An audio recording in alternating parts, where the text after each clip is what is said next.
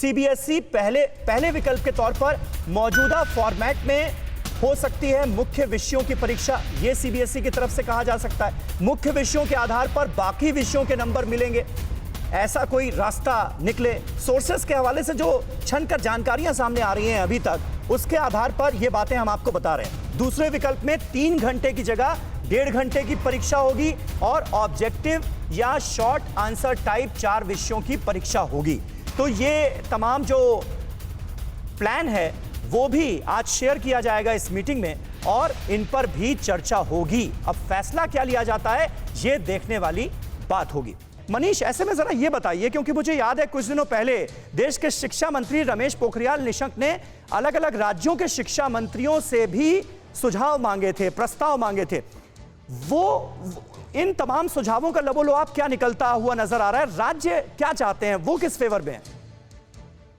देखिए, इसमें कोई दो राय नहीं है कि फिलहाल इस विषय पर फैसला लेना ये अपने आप में ही शिक्षा मंत्री और सरकार के लिए सबसे बड़ी परीक्षा है, क्योंकि राय देखिए अलग अलग तरह की राय आ रही है। तमाम शिक्षा मंत्रियों के पास से भी, हमारे एक्सपर्ट्स के पास भी, हम भी हमारे पैनल में ही जुड़े 2 एक्सपर्ट्स ने जो बात आपको कही, डॉक्टर अदिति ने कहा कि ऑनलाइन परीक्षा सभी के लिए संभव नहीं है, क्योंकि यूपी, बिहार, मध्य प्रदेश, छत्तीसगढ़ के दूर दराज के इलाके में पढ़ने वाले बच्चे कैसे ऑनलाइन परीक्षा में भाग लेंगे।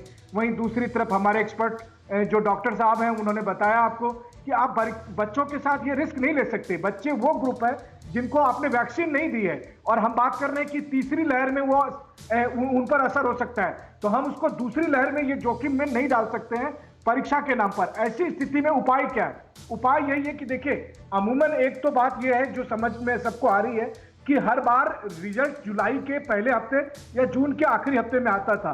तो या तो सरकार ये फैसला लेती है कि 1-1.5 महीने के बाद हम इस पर कुछ फैसला ले सकें क्योंकि हालात तेजी से सुधर रहे हैं, या फिर 10वीं की ही तरह से 12वीं में भी हम एक इंटरनल मेथड से ही मार्किंग कर सकें और फिर आने वाले दिनों में हम यूनिवर्सिटीज को, कॉलेज को कहें कि ग्रेजुएशन के एग्जाम को वो बजाय मार्क्स के बेस पर वो एग्जाम कंडक्ट करें और उसके बाद फिर हालत सुधरने पर एडमिशन लें।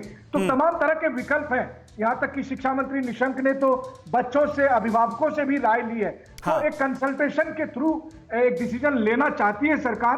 हालांकि ये बात सच है कि जो भी फैसला लिया जाएगा उसके 4 और विकल्प आपके सामने दिखाई देंगे। बिल्कुल सही आप कह रहे हैं और जाहिर है इन तमाम बातों को मद्देनजर रखते हुए फैसला लिया भी जाना चाहिए। अड़ी सोमवार से शुक्रवार शाम 6 बजे सिर्फ TV9 भारतवर्ष पर।